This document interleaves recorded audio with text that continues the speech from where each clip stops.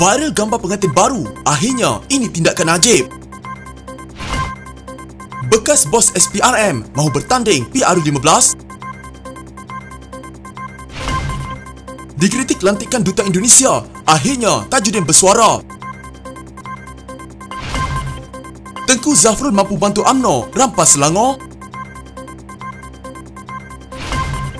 Orang lain yang cuai, kenapa Zahid yang masuk mahkamah?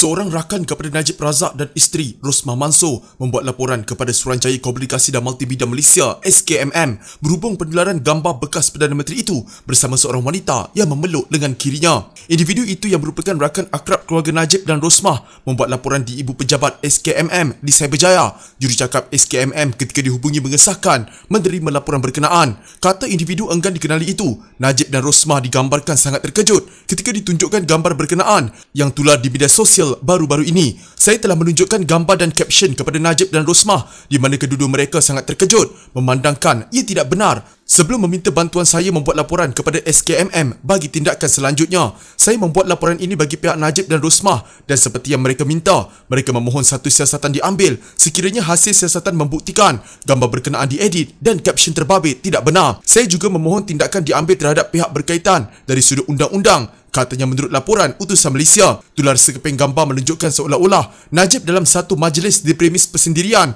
dengan seorang wanita yang memeluk erat lengan kirinya dan diapit 4 individu lain. Identiti wanita terbabit menjadi tanda tanya dalam kalangan warganet di mana beliau kelihatan tersenyum dan mesra berada di sebelah Najib sehingga ada yang mengatakan wanita misteri itu isteri barunya.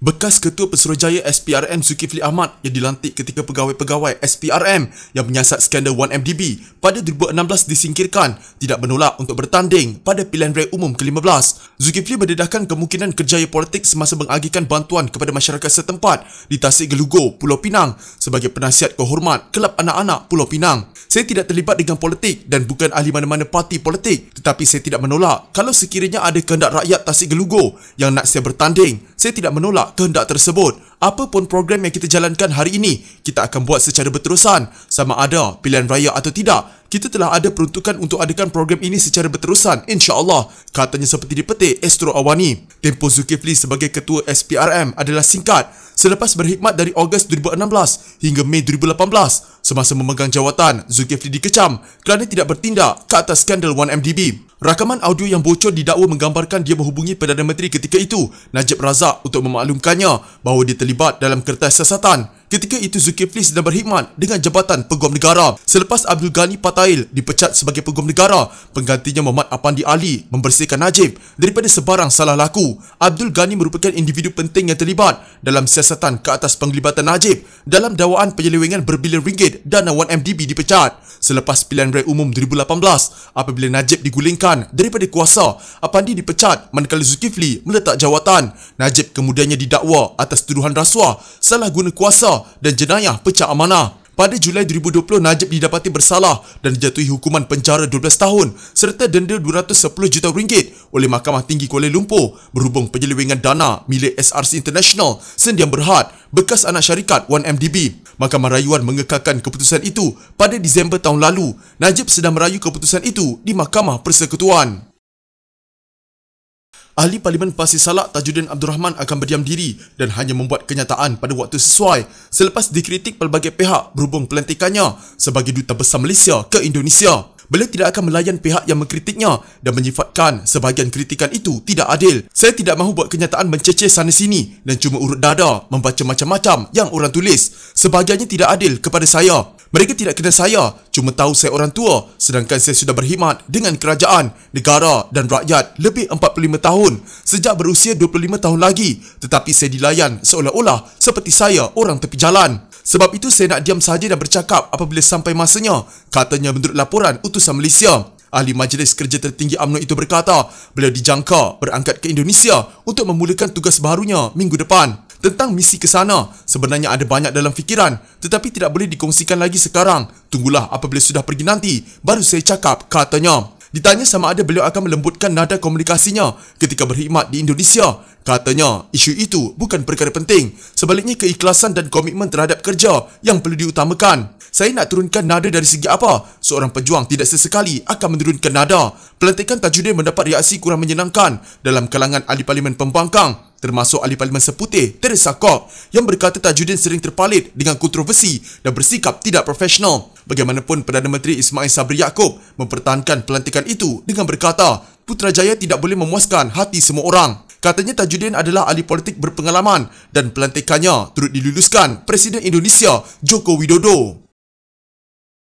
UMNO bahagian Sungai Besar sedia menerima kehadiran Tengku Datuk Seri Zafrul Tengku Abdul Aziz ke kawasan parlimen tersebut walaupun ada sebahagian tertentu parti itu di Selangor menolaknya. Ketua UMNO bahagian Sungai Besar Datuk Seri Jamal Yunus berlapang dada dan tidak menolak mana-mana pemimpin yang turun padang untuk memberi sokongan moral dan bantuan termasuk dalam bentuk dana bagi membantu pihaknya. Ini kerana beliau melihat ketika ini Selangor memerlukan pemimpin seperti Tan Sri Nur Omar dan Tengku Zafrul bagi membantu untuk UMNO negeri merampas kembali kerajaan. Soal calon urusan pucuk pimpinan parti dalam agenda politik untuk memenangkan Selangor perlukan pengorbanan dan perlu ada yang dikorbankan menangkan impian tawan Selangor. Tengku Zafrul sangat dialu-alukan bagi membantu terutama dalam menaikkan semangat juang jentera UMNO dari segi program dan sebagainya. Kita jangka tak ada pemimpin lain. Maksudnya, pemimpin di Selangor perlu beri sokongan. Sungai Besar sokong Tengku Zafrul bawa manfaat kepada UMNO Selangor, katanya ketika ditemui pada majlis sambutan Hari Raya Aidilfitri di kediamannya. Jamal turut mengingatkan agar kepimpinan bahagian melupakan sikap ego masing-masing dan berubah secara menyeluruh selepas 3 penggal UMNO tidak menerajui pentadbiran negeri Selangor. Katanya apa yang berlaku perlu dijadikan pengajaran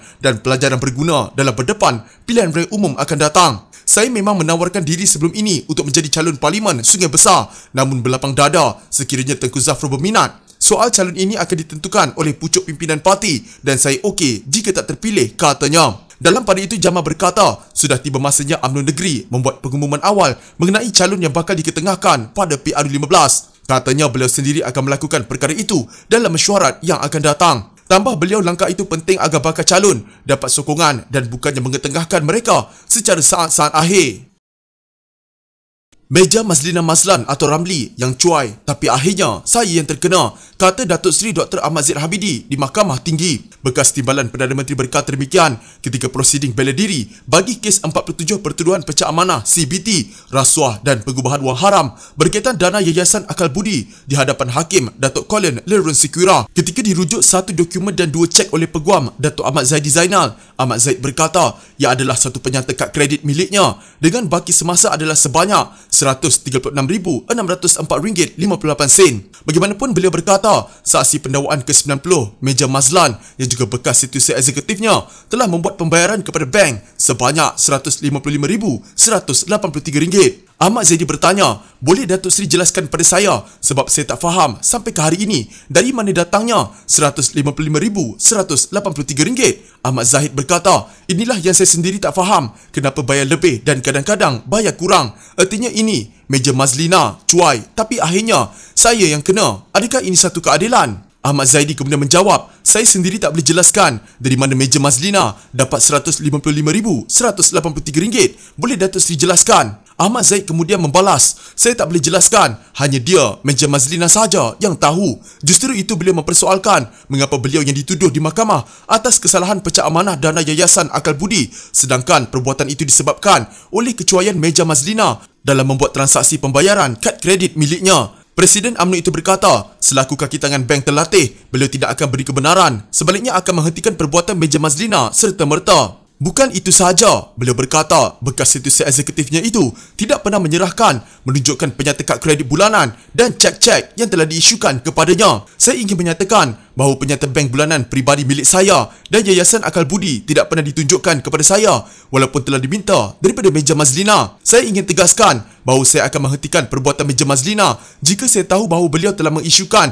pembayaran secara lebihan atau kurang bagi tujuan pembayaran kad kredit saya, katanya. Ketika prosiding pagi Isnin, Ahmad Zahid menyatakan bahawa pihak pendakwaan telah mengemukakan 23 cek bagi pertuduhan pertama, iaitu 19 daripada 23 cek berkenaan menggunakan cop tanda tangan. Malah katanya ia disahkan oleh pemeriksa dokumen daripada Jabatan Kimia, Siti Nur Musliha, iaitu saksi pendakwaan ke-31. Selain itu katanya, meja Mazlina turut mengesahkan telah menggunakan cop bagi 4 lagi keping lain. Ahmad Zahid 69 berdepan 47 pertuduhan dengan 12 daripadanya membabitkan pecah amanah, 8 rasuah dan 27 pengubahan wang haram melibatkan puluhan juta ringgit dana milik Yayasan Akal Budi.